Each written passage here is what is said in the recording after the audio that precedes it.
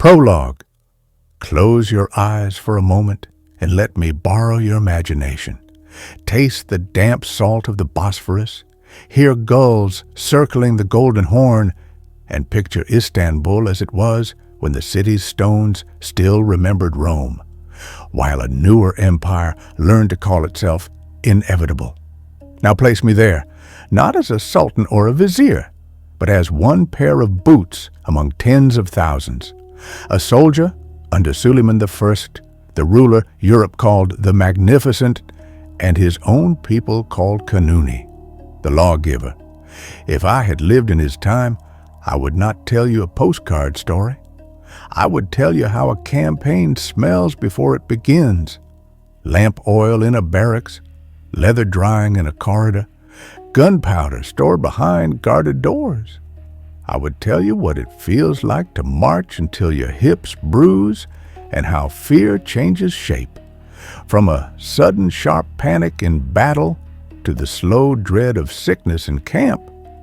I would tell you what I saw, the marble courtyards of Topkapi where orders were born, the Danube's gray water where empires meet stone, the Zagros Mountains where the air thins and men learn what endurance really means, the Tigris flowing past Baghdad carrying history like a current. You'll hear names you may recognize: Belgrade, Mohács, Vienna, Baghdad, Szigetvár, but I want you to see them as I would have seen them, as places with mud and mosquitoes, bread ovens and blood, languages mixing in market streets, and rivers deciding whether men live or drown.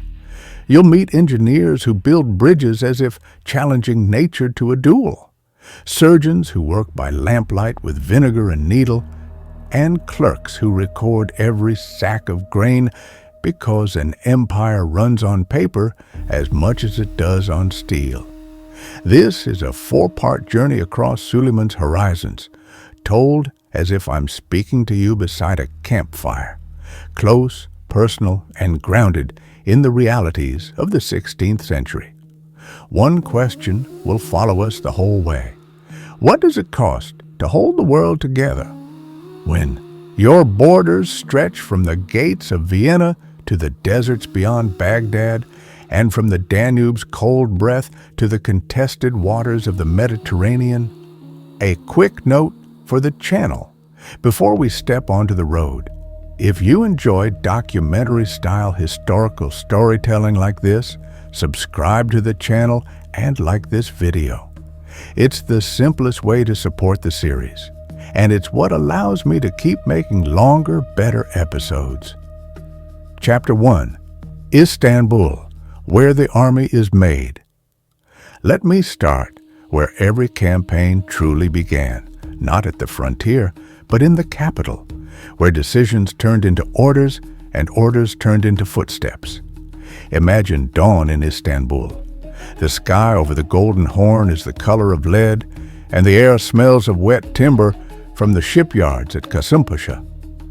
Somewhere beyond the rooftops, the call to prayer rolls from minaret to minaret. I wake on a thin mattress in a barracks room that holds more men than it should, our breath turning the air sour and warm. Wool uniforms itch, and the leather of my boots is stiff with yesterday's sweat. Before the sun clears the hills of Üsküdar, we are already moving, because in Süleiman's time, discipline was not a slogan. It was a survival system. You'd notice immediately that the Ottoman army was not one single thing. It was a layered machine. At the center stood the Kapakulu, the Sultan's household troops, and among them the Janissaries, infantry trained to obey a drumbeat as if it were law.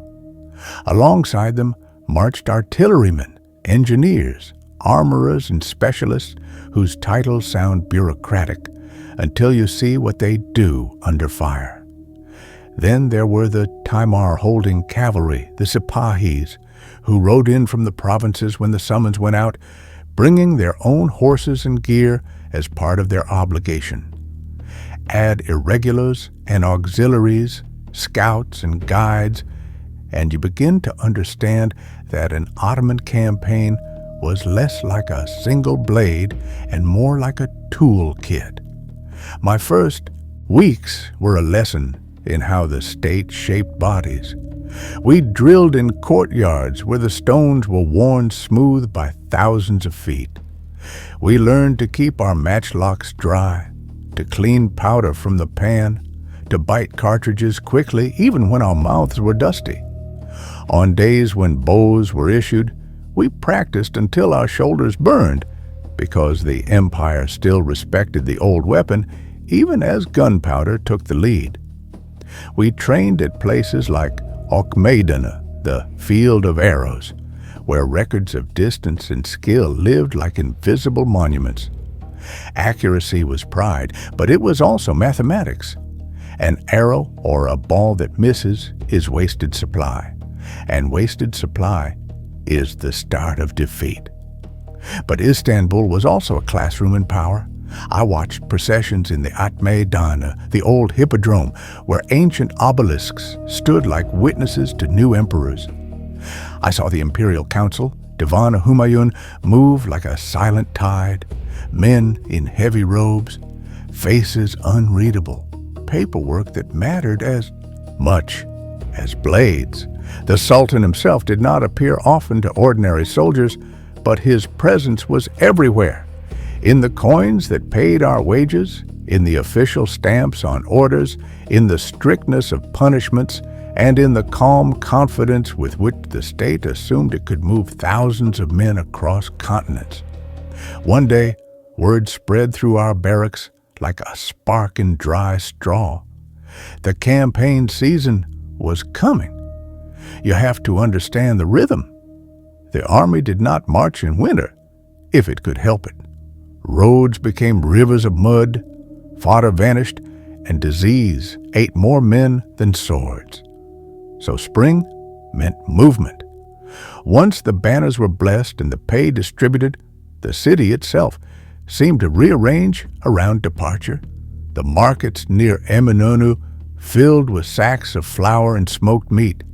Blacksmiths hammered nails for horseshoes and repair kits. Tailors stitched and patched until their fingers cracked. Even the animals seemed to sense the coming road. Mules nervous, horses stamping, oxen breathing like bellows under the burden of wagons. And then there were the builders. In Süleiman's Istanbul, stone rose as if the city were breathing upward.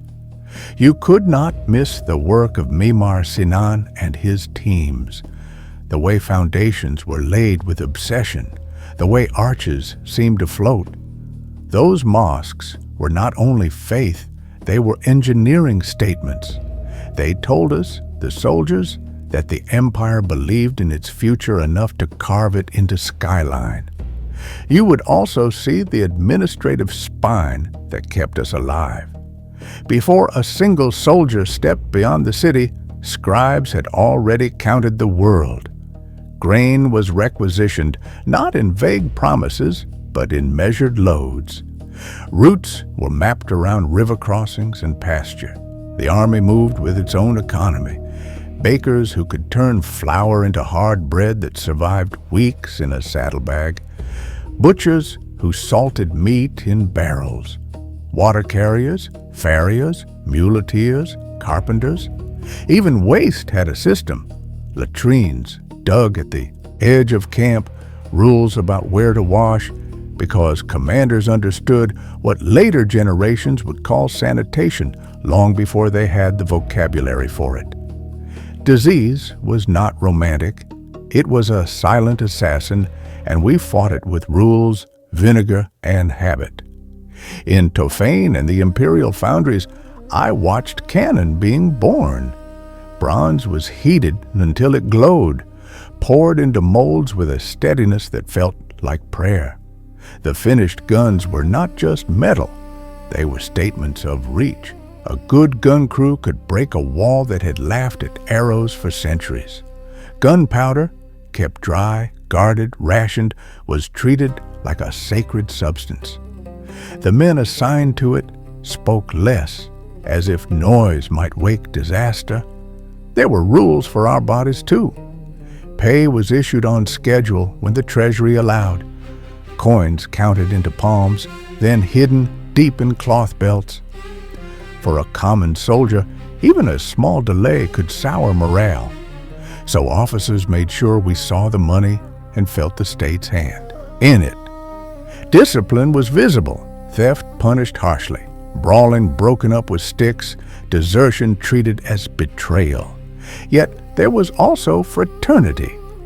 In the evenings when training ended, we shared bowls of soup and stories from villages and cities you've never heard of, because an imperial army was an atlas of human lives. And religion, if you stood with me, was not abstract. It was a timetable. Prayers stitched the day together. Before marches, imams recited verses. Before battle, men touched earth and kissed hands. Not everyone was pious in the same way, but nearly everyone understood that faith could be a kind of discipline, a way to keep fear from spilling out of the body. All of this happened while Istanbul kept living. Traders still shouted prices under the shadow of domes. When we marched, we were not only an army leaving, we were a message being delivered. When the day finally came, we assembled before the city fully woke. Drums and shawms of the Meter band turned our steps into something larger than ourselves.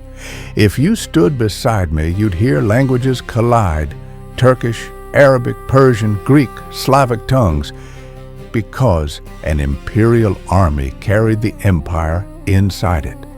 We marched out past the walls, past orchards and cemeteries, and the last thing I saw before the road swallowed us was Istanbul's domes catching the first light, like shields turned toward the sky.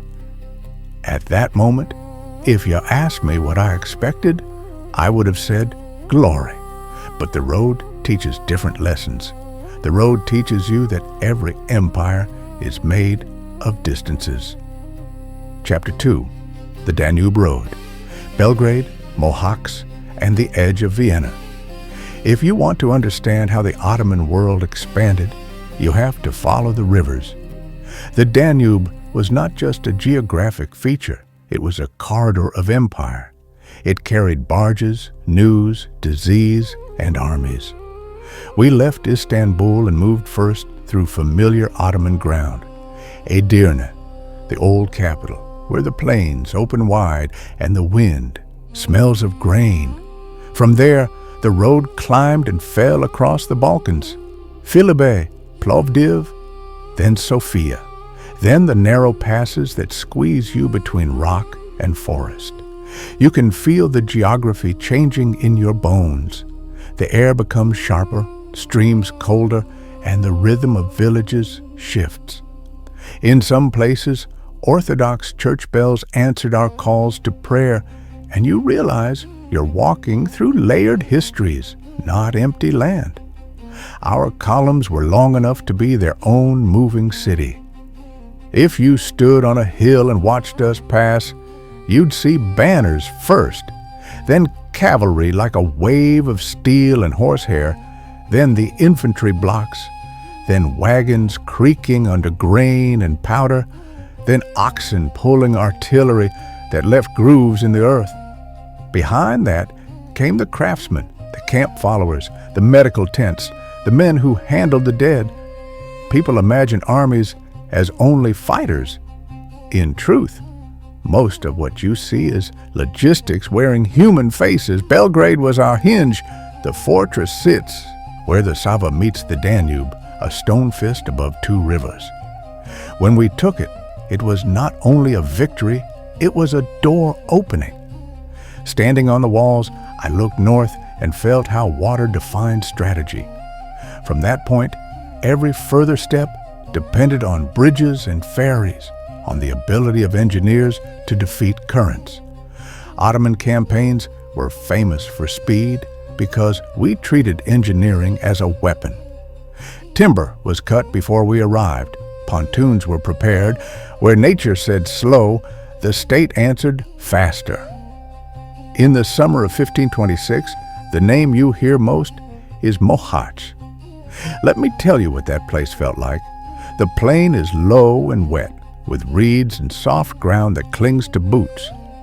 Heat sits heavy on the skin, and mosquitoes rise from the marshes and clouds. It is not a dramatic landscape like mountain battlefields. It is an ordinary-looking field that becomes unforgettable only because of what happens there. On the day of battle, the sky was wide and indifferent. Our commanders arranged the army with brutal clarity.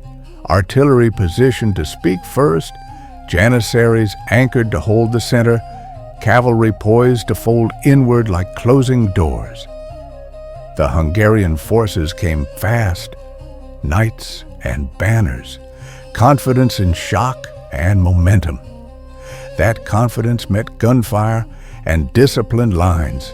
You would hear the first cannon shots roll across the plain like thunder, then the sharper cracking of matchlocks, then the scream of horses turning into chaos.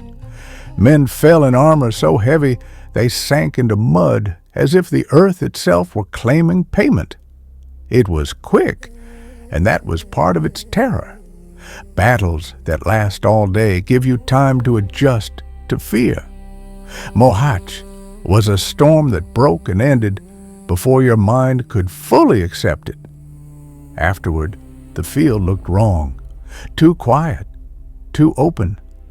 I remember the work that followed, collecting powder, dragging guns, searching for the wounded, and trying not to step on hands reaching from the mud.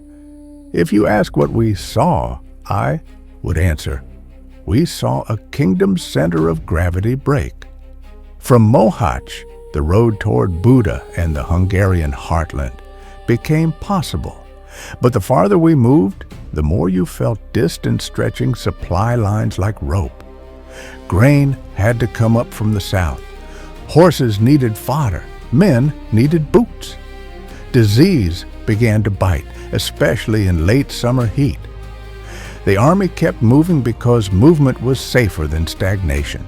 Yet every mile north made the empire's belly more vulnerable. Between those headline moments, there was the quieter work of holding what had been taken. Fortresses mattered more than open fields. After Mohács, Buda became a prize everyone circled. Years later, when the Ottomans established direct control there, it was not simply a flag raised. It was an administration installed. Garrisons paid, warehouses stocked, judges appointed, taxes assessed. Along the river, wooden palankas, earth and timber forts, appeared like beads on a string. They were ugly, practical, and often more important than grand castles, because they controlled crossings and roads and the daily movement of supplies. I remember crossing the Drava, where engineers threw a bridge together with a confidence that felt supernatural.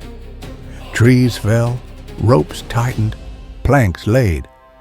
Suddenly, the river had been argued into submission. On the far bank, local farmers watched in silence, measuring us with the same eyes they used on storms.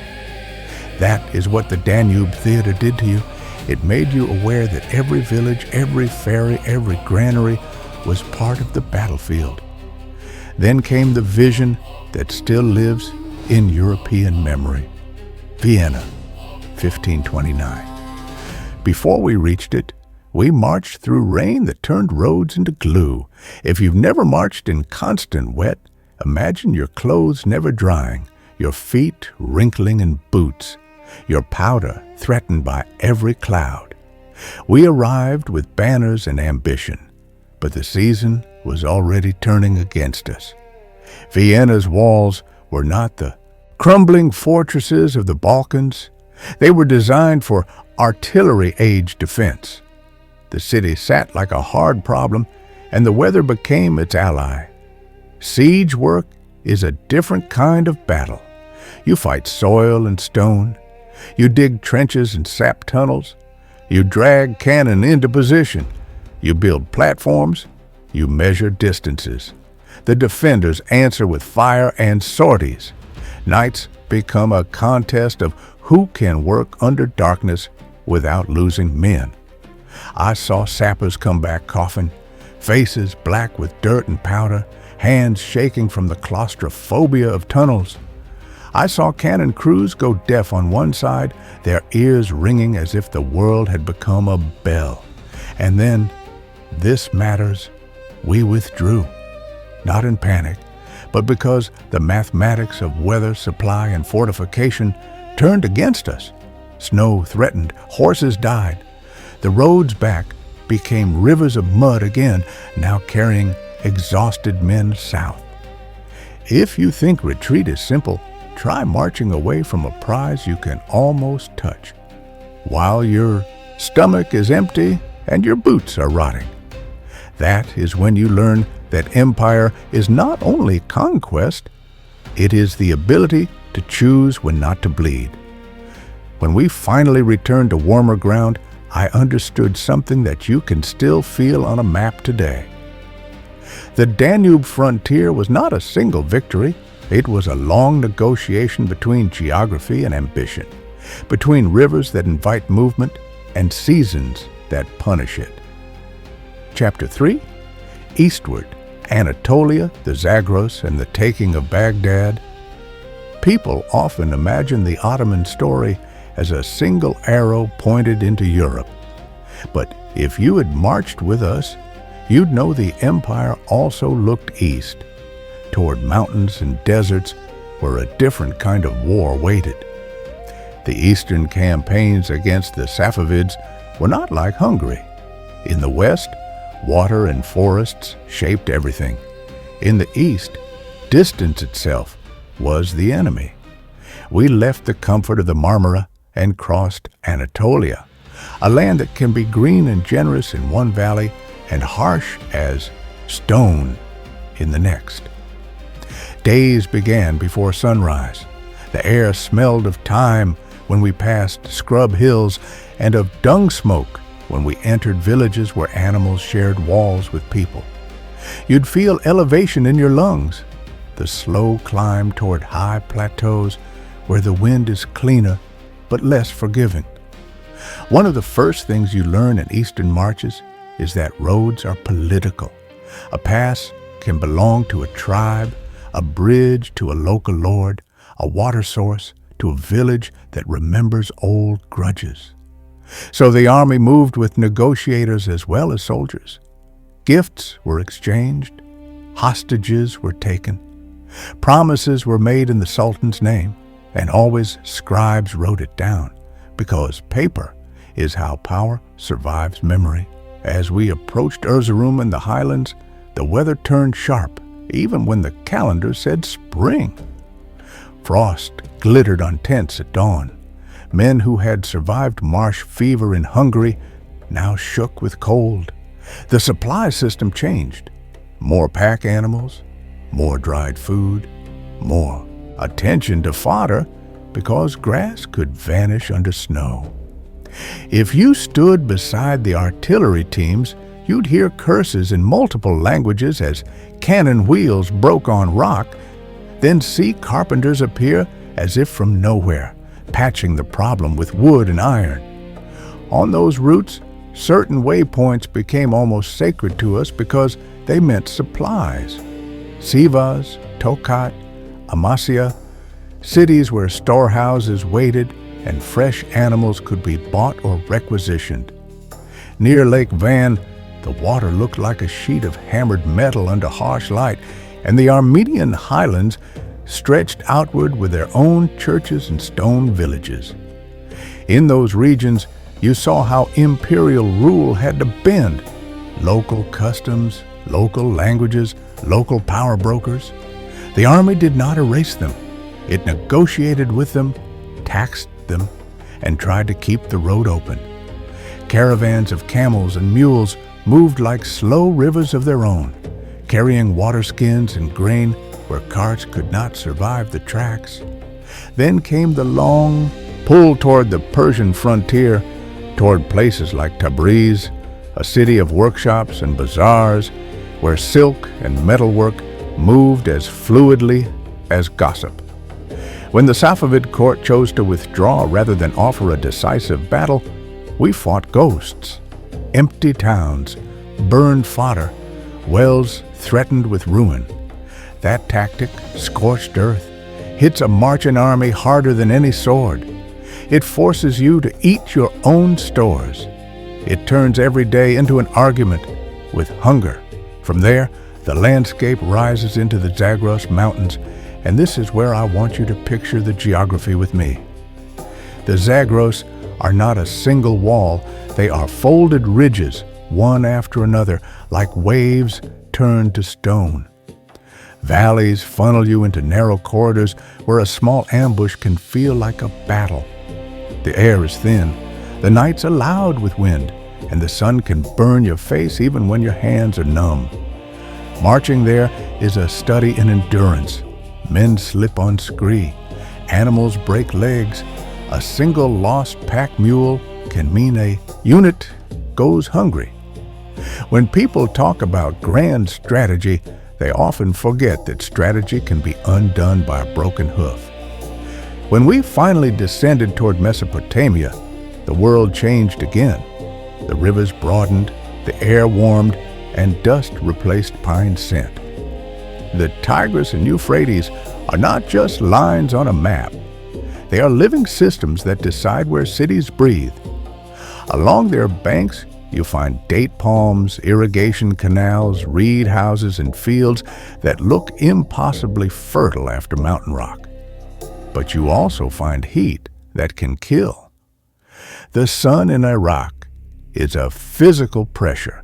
Water becomes both salvation and danger, because river water can carry sickness if taken thoughtlessly, and the marshes can swallow men who wander too far. Baghdad, when we approached it in 1534, felt like a prize wrapped in history. It had been Abbasid, Mongol, Timurid. It carried layers like sediment. The city's walls and gates mattered, but so did its spiritual gravity. Soldiers talked in low voices about shrines, about saints, about what it meant to enter a place where scholars once argued over the nature of the world. Suleiman's campaign was presented not only as a strategic move against the Safavids, but as a claim to legitimacy, to protect Sunni sites, to anchor Ottoman authority in the old heartlands of Islam. The taking of a city is often described as a single dramatic breach. In reality, it is negotiation, intimidation, and timing. When Baghdad opened, we entered cautiously, units assigned to key points, patrols to prevent looting, orders shouted until they were hoarse. Commanders knew that the empire's reputation depended on discipline. You cannot govern ashes. So markets were secured, granaries were inventoried, local notables were summoned, treated with a mixture of respect and warning. You'd see Ottoman officials already thinking past the conquest. Who will collect taxes? Who will judge disputes? Which roads must be repaired? Which canals must be kept flowing? I remember standing near the river and watching boats move like dark insects on the current. I remember the smell of spices, cumin, dried lime, mixing with sweat and smoke. I remember hearing Arabic more than Turkish for days and realizing how the empire's heart could beat in different languages without stopping. And yet, even in victory, the East demanded humility. Garrison duty in heat, long patrols along canals, the constant worry of revolt or Safavid return, these wore men down. The countryside could swallow a unit in reeds and waterways. The deserts beyond could erase a caravan. If Hungary taught me the cruelty of wet cold, Iraq taught me that heat is also a weapon, and that holding territory is always harder than taking it. When we eventually marched back toward Anatolia, the mountains rose again like a question. Could any state truly keep such different worlds under one law? Suleiman believed it could. Serving under him, you began to believe it too, until you saw the price paid in blistered feet, empty saddlebags, and names carved onto makeshift graves by the roadside. Chapter 4. The Last March, from the Mediterranean wind to Szigetvár. By the time you reach the later years of Suleiman's reign, you feel that the empire is both vast and tired, like a strong man who has carried heavy loads for decades. New fronts never fully replace old ones, they stack.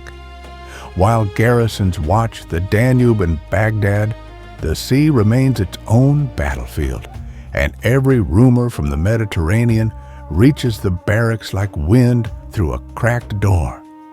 I was not a sailor, but in Istanbul, you cannot avoid the navy.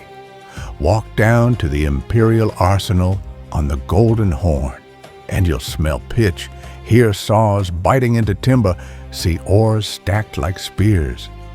The state builds ships the way it builds mosques, as proof of capacity. Men talk about Hayreddin Barbarossa as if he were a storm given a human name, and they speak of the Battle of Preveza, where Ottoman galleys outmaneuvered larger fleets, as a lesson that geography at sea matters as much as on land. The Aegean's islands, straits, and shifting winds were like another mountain range, one made of water and weather. In the coffee houses near the docks, veterans spoke about earlier milestones as if they were stations on a single, endless voyage. They talked about roads, taken in 1522 after a grinding siege that taught Europe the Ottomans could break even the Knights Island bastion. They talked about Tunis changing hands, about North African ports where the line between navy and corsair blurred into a single Ottoman presence. And they talked quietly, with a kind of reluctant admiration, about Malta in 1565, where a massive Ottoman expedition met fierce resistance, and where even veterans admitted that stone, distance, and timing can defeat confidence. I listened to those stories and understood that the sea had its own laws, its own logistics, its own cruelty, and that the empire's reach depended on timber, rope, skilled rowers, and the ability to keep men fed on water that spoils and bread that hardens like rock. But my story, as a soldier on foot, returns to the rivers. In 1566, the campaign turned again toward Hungary, toward the fortress of Szigetvár. If you look at a map, you'll see it near marshes and waterways. Again, the same theme, water guarding land. The Sultan was old then, and the army knew it. There was a different silence in the marching columns, a respect mixed with anxiety. Süleiman had led us for so long that imagining the world without his decisions felt like imagining the Bosphorus without water. We marched north through familiar staging grounds. Bridges were rebuilt, roads repaired, depots reopened. The bureaucracy of war was impressive. Orders were issued on paper, sealed, carried by couriers. Grain was counted, artillery assigned, men inspected. And yet, as always, the human body argued with the plan. Dysentery did its quiet work. Horses went lame. Men whispered about bad omens when storms broke tents at night. Szigetvár itself sat like a stubborn knot. It was not a single wall, but layers, outer defenses, inner strong points surrounded by wetlands that turned every approach into a problem of footing. Siege engineers laid fascines, bundles of sticks, to cross soft ground. They built batteries, dug trenches, and tried to bring cannon close enough to bite. The defenders, led by men who knew they were writing their own legend, answered with fire and sorties. Day after day, the air filled with smoke that tasted metallic, and the ground shook from impacts like a slow heartbeat. At Szigetvár, you could see the science of siege laid bare. Surveyors measured angles the way scholars measure arguments. Artillery officers argued over placement because a few meters could decide whether a ball shattered a parapet or buried itself harmlessly in wet earth. Sappers tunneled beneath walls, propping shafts with wood that creaked like old ships. When a mine detonated, the ground lifted, and for a second the fortress seemed to float in smoke before it collapsed into screaming. The defenders countered with their own tunnels, their own desperate sorties, because siege war turns the earth itself into a battlefield. What I remember most is not one heroic moment, but the texture of endurance. The way men's faces changed, cheeks hollowing, eyes sharpening. The way water in the trenches turned green, then stank. The way a single loaf of bread could become a bargaining chip between comrades. The way the meter played to keep our hearts in step when our bodies wanted to collapse. Assault days were the worst. You waited while officers checked ladders, fascines, and powder. Then drums hit a tempo that made thinking difficult, and you moved forward into a narrowing world. Arrows and shot came down, stones rolled, burning materials were thrown from above. You learned to keep your mouth closed so you didn't swallow smoke and grit. You learned to step over bodies without letting your feet hesitate, because hesitation turned you into a target. When we gained a section of trench or a broken wall, it never felt like victory, only like a new position from which you might die more efficiently. And then came the moment the army did not speak about openly: Süleiman's death. It happened during the campaign, and it was managed as much as mourned. Commanders understood that if the news spread too fast, discipline could fracture at the worst possible time. So the Sultan's passing was kept quiet. The tents stayed standing. Orders continued. The seal of authority moved carefully from hand to hand. In the camp, rumors moved faster than official words, but even rumors were whispered, as if loud grief might crack the army's spine. If you were beside me, you would feel the surrealness of it. Fighting for a man who was no longer breathing, holding the line while history changed inside a tent. When Szigetvár finally fell, it felt less like celebration and more like closing a book whose last pages are written in ash. The march back was heavy, not only because of wounds and exhaustion, but because everyone understood a chapter had ended.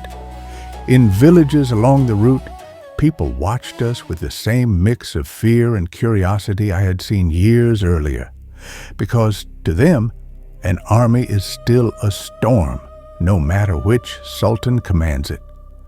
As we approached the warmer lands of the Balkans, I looked at the rivers again and realized they had outlived every ruler before and would outlive every ruler after. That thought can humble you or make you proud. So if you ask me, if I truly had been there, what I would have seen and lived through under Kanuni Sultan Suleyman, I would answer like this. I would have lived inside a machine that ran on law, logistics, and belief. I would have seen Istanbul's domes as a promise, the Danube's mud as a warning, the Zagros as a test, and Szigetvár as a farewell.